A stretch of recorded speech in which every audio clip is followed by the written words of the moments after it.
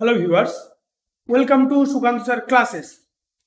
তো আজকের ভৌত বিজ্ঞানের সিরিজে আজকে আমরা অ্যাসিড নিয়ে আলোচনা করব। বিভিন্ন রকমের অ্যাসিডের ওপর বাছাই করা 20টি কোশ্চেন অ্যান্সার নিয়ে আলোচনা করব, যেগুলো বেশিরভাগটাই কিন্তু PYQ আকারে আছে, অর্থাৎ প্রিভিয়াস ইয়ার কোশ্চেন অ্যান্সার আকারে। রেলওয়ে স্পেশাল সিরিজ চলছে, তোমরা জানো রেগুলার রাত 8টা থেকে সায়েন্সের স্পেশাল সিরিজগুলি চলছে।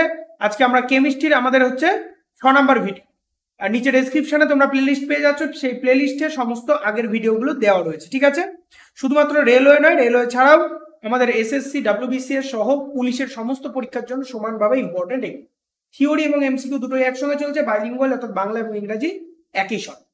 তো আমাদের ক্লাস রুটিনটা একটুখানি দেখে নাও। জি অর্থাৎ জেনারেল অ্যাওয়ারনেসের ভিডিও থাকছে সকাল 7টা থেকে, ইংলিশের ভিডিও থাকছে সন্ধ্যে 7টায়, সায়েন্সের স্পেশাল ভিডিও থাকছে রাত 8টা থেকে, ম্যাথ GI লাইভ আকারে থাকছে রাত 10টা। সমস্তটাই বাইলিঙ্গুয়ালি থাকছে। আর যারা এখনো আমাদের টেলিগ্রাম চ্যানেলের সঙ্গে জয়েন হওনি, নিচে ডেসক্রিপশন থেকে টেলিগ্রাম চ্যানেলের লিঙ্কের সঙ্গে জয়েন হয়ে যাও সমস্ত ভিডিও PDF নোটিফিকেশন গুলো পাওয়ার জন্য। তো চলে আসো আজকের 1 নাম্বার কোয়েশ্চেন। বলেছে মুরিয়েটিক অ্যাসিড বা মিউরিয়েটিক অ্যাসিড এটাকে বৈজ্ঞানিকভাবে কি বলা হয়? পাইরোক্লোরিক অ্যাসিড, হাইড্রোক্লোরিক অ্যাসিড। হাইড্রোক্লোরিক অ্যাসিডের সংকেত হচ্ছে HCl, ঠিক আছে। সালফিউরিক অ্যাসিডের সংকেত H2SO4, ঠিক আছে। আর হচ্ছে পিক্রিক অ্যাসিড, ঠিক আছে, পিক্রিক অ্যাসিড। তো এর মধ্যে কোনটা হবে? দেখো RRB NTPC তে আসা 2021। ওকে, সঠিক উত্তর হয়ে যাচ্ছে হাইড্রোক্লোরিক অ্যাসিড বা HCl। এর অপর নাম হচ্ছে মিউরিয়েটিক অ্যাসিড। বোঝা গেল? প্রচুরবার পরীক্ষায় এসেছে মিউরিয়েটিক অ্যাসিডের অপর নাম এটা। তো দেখো, মিউরিয়েটিক অ্যাসিড হলো একটি বর্ণহীন অতি তীক্ষ্ণ দ্রবণ যাতে জলে হাইড্রোজেন ক্লোরাইড থাকে। এটি একটি অত্যন্ত শক্তিশালী খনিজ এবং অনেক শিল্প ব্যবহারের সাথে অত্যন্ত ক্ষয়কারী।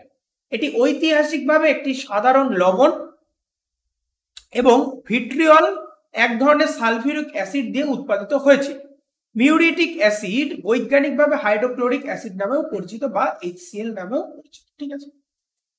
চলে আসো কোশ্চেন নাম্বার 2 নাম্বার কোশ্চেন আমাদের কি বলেছে? সমস্ত অ্যাসিডের জন্য সাধারণ উপাদান হলো, সমস্ত অ্যাসিডের সাধারণ উপাদান কি? ব্রোমিন, ক্লোরিন, আয়োডিন নাকি হাইড্রোজেন? সঠিক উত্তর হয়ে যাচ্ছে আমাদের হাইড্রোজেন হচ্ছে সমস্ত অ্যাসিডের একটি সাধারণ উপাদান। মানে অ্যাসিড মাত্রই সেখানে হাইড্রোজেন থাকবেই। যেমন কয়েকটা আমাদের অ্যাসিডের নাম দিয়ে দিয়েছে HCl, HNO3, যেমন নাইট্রিক অ্যাসিড, এগুলোর মধ্যে সবকটাই দেখো হাইড্রোজেন রয়েছে।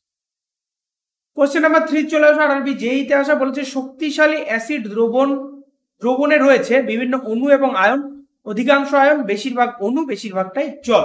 সঠিক উত্তর হয়ে যাচ্ছে অধিকাংশটাই আয়ন হিসাবে রয়েছে, অর্থাৎ কোনো নেগেটিভ বা পজিটিভ হিসাবে রয়েছে। 4 নাম্বার কোশ্চেনে চলে আসো, নিচের উক্তিগুলির মধ্যে কোনটি সত্য বা কোনটি মিথ্যা? ঠিক আছে, কোনটি সত্য কোনটি মিথ্যা?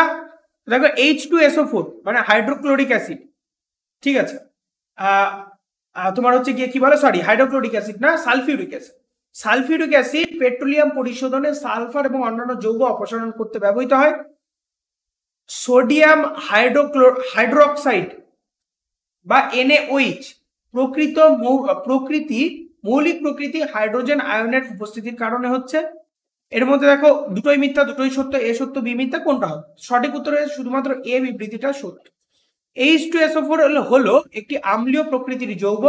এটি পেট্রোলিয়াম পরিশোধনে অনেক ধরনের বিস্ফোরক তৈরি করতে সালফার এবং অন্যান্য যৌগ অপসারণ করতে ব্যবহৃত হয়। সোডিয়াম হাইড্রোক্সাইড বা NaOH এর মৌলিক প্রকৃতি হলো ক্ষারত্ব হাইড্রক্সিয়াল আয়ন OH মূলক এর উপস্থিতির কারণে, তাই বিবৃতি এটা হয়ে যাচ্ছে সঠিক।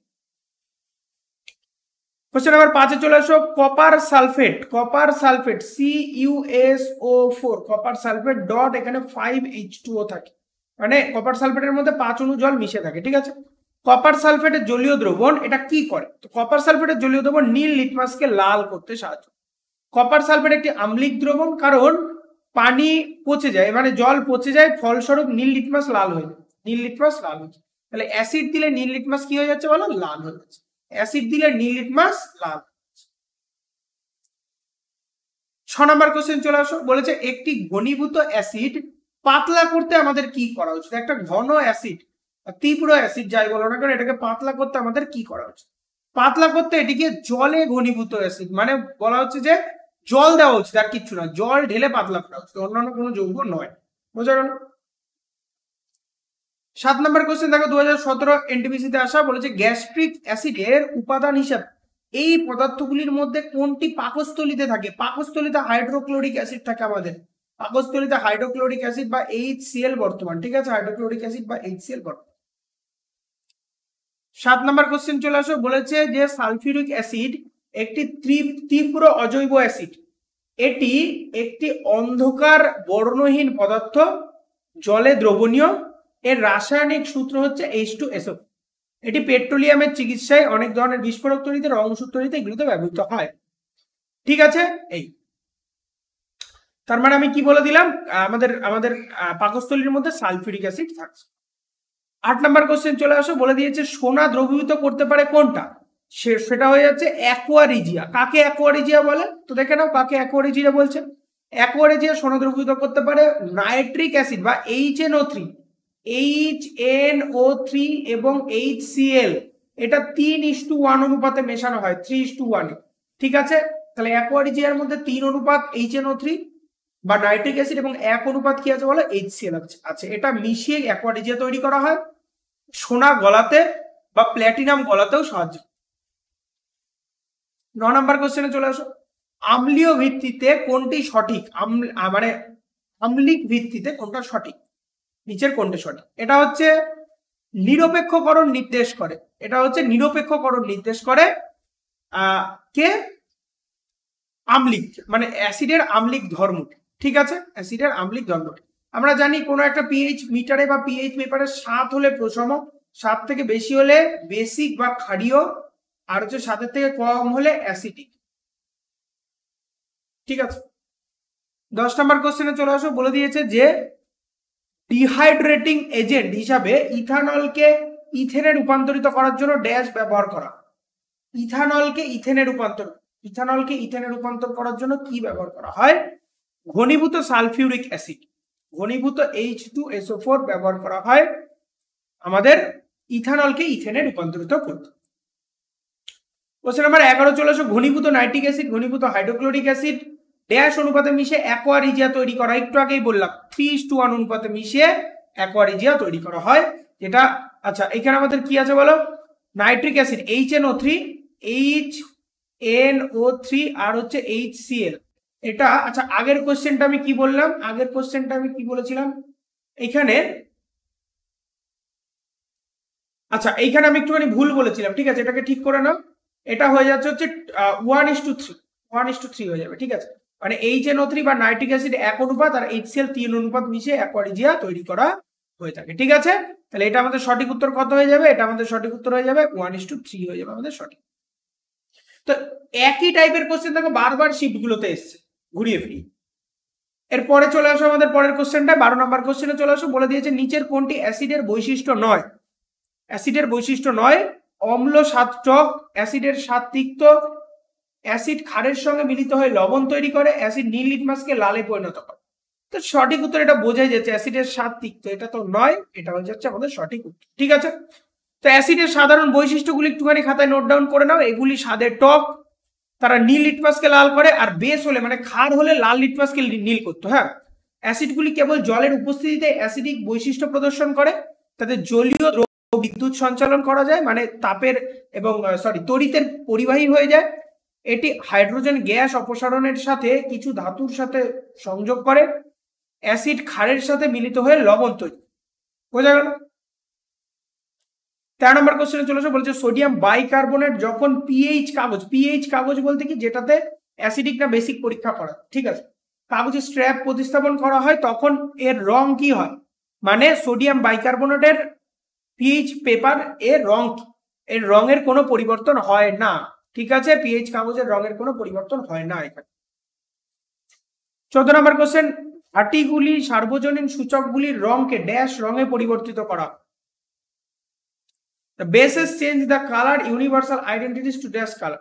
তো বেস বলতে ক্ষারগুলো কিসে পরিবর্তন করে? ক্ষারগুলো হচ্ছে নীল পরিবর্তন, নীল, ঠিক আছে, ক্ষারের রং হচ্ছে নীল হয়। তীব্র অ্যাসিড যেটা একদম লাল, এরকম ভাবে বলে দিয়েছে যে লাল থেকে নীলের দিকে, লাস্টের দিকে নীল হয়, ঠিক আছে, নীল। এরপরে আমাদের 15 নম্বর কোশ্চেন বলেছে নিচের কোনটি প্রকৃতিতে ক্ষারীয়? চারটের মধ্যে HCl তো অ্যাসিড, HNO3 এটাও অ্যাসিড, এটাও অ্যাসিড, NaOH সোডিয়াম হাইড্রোক্সাইড এটা হচ্ছে আমাদের ক্ষার, এটা একটা তীব্র ক্ষার, বোঝা গেল। 16 নম্বর কোশ্চেনে চলে আসো, বলেছে ধাতব অক্সাইড গুলি ক্ষারীয় প্রকৃতির, যার অর্থ তারা অ্যাসিডের সাথে বিক্রিয়া করে লবণ এবং জল তৈরি করে। নিচের কোনটি ধাতব অক্সাইড অন্যটির থেকে আলাদা? কোনটি অন্যটির থেকে আলাদা? আলাদা হচ্ছে Al2O3, এটাকে ঠিক করে লিখলে এরকম হবে Al2O3, ঠিক আছে, Al2O3। ধাতুগুলি ক্ষারীয় অক্সাইড জলের সাথে বিক্রিয়া করে ক্ষার তৈরি করে, যা অ্যাসিডের সাথে বিক্রিয়া করে লবণ তৈরি করে, যেমন NaO2, Na2O, ঠিক আছে, Na2O, CaO, MgO, magnesium oxide, calcium oxide, এইগুলো সব রয়েছে, ঠিক আছে। চলে আসো পরের কোশ্চেন, 17 নম্বর কোশ্চেন এলপি তে আসা, বলেছে নিচের কোন বক্তব্যটি ভুল? তো ভুল হচ্ছে option number D, sodium hydroxide বা NaOH একটি ক্ষারীয় প্রকৃতির সোডিয়াম আয়নের উপস্থিতির কারণে। অন্যগুলো বলেছে এটা একটি এর মধ্যে এটা কিসের উপস্থিতির কারণে? OH আয়ন রয়েছে, এর জন্য এটা ক্ষারীয় হয়। 18 নম্বর কোশ্চেন চলে আসো, নিচের কোন বৈশিষ্ট্যটি ক্ষার নয়? কোনটি ক্ষারের বৈশিষ্ট্য নয়? তারা নীল লিটমাসকে লালে পরিণত করে, এটা কিন্তু অ্যাসিডের বৈশিষ্ট্য, ঠিক আছে, অ্যাসিডের বৈশিষ্ট্য নীল লিটমাসকে লালে পরিণত করে। ক্ষার কি করে? লালকে নীলে পরিণত, ঠিক আছে, মনে রেখে দাও, পরীক্ষায় কিন্তু ঘুরিয়ে ফিরে প্রচুর বার প্রশ্ন আসে। আজকের 19 নম্বর প্রশ্ন দেখে নাও, নিচের কোন বিবৃতিটির ক্ষার সম্পর্কে সত্য নয়? স্বাদে টক, এটাই সত্য নয়, ক্ষার তো স্বাদে টক না, অ্যাসিড হচ্ছে স্বাদে টক, তাই না? ক্ষার হচ্ছে স্বাদে টক নয়, এর পিএইচ এর মান হচ্ছে 7 থেকে বেশি হলে তখন সেটা ক্ষারে রূপান্তরিত হয়, মানে তখন সেটা ক্ষার বোঝায়। আজকে শেষ কোশ্চেন দেখো, নিচের কোনটি ক্ষারের সম্পত্তি নয়, মানে ক্ষারের বৈশিষ্ট্য নয়? ক্ষারের বৈশিষ্ট্য নয় হচ্ছে তারা জলে হাইড্রোজেন আয়ন তৈরি করে, এটা করে না, ঠিক আছে। ক্ষার এর স্বাদ ক্ষয়কার, মানে হচ্ছে কষাটে ধরনের, ক্ষার স্পর্শ করলে সাবানের মতো অনুভূত হয়।